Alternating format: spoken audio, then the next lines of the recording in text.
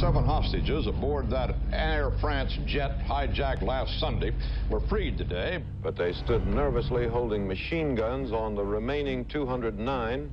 We got an ultimatum that on Thursday they are going to be assassinated, all of them.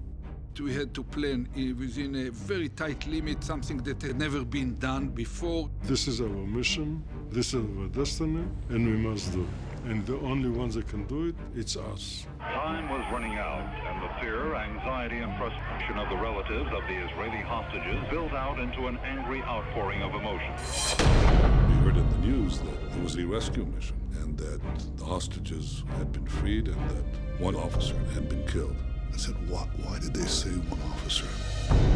Yoni was a remarkable child. He was a person who didn't mind taking risks. His letters were always illuminating. He wrote because it was an expression of his soul. I love you very much.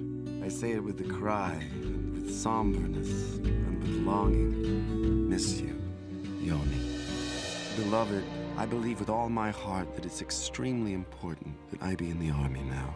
We hear the war slogans of millions of our neighbors and their desire to annihilate us.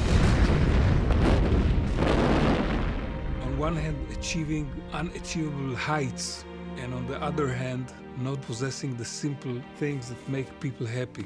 Educating people to risk their life against their instincts, and that the only way is to lead by personal example, and that's what he did all his life.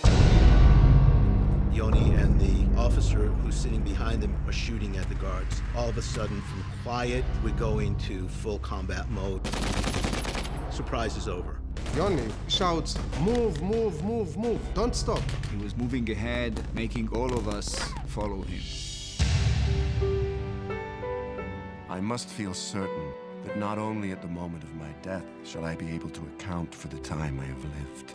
I ought to be ready at every moment of my life to confront myself and say, this is what I've done.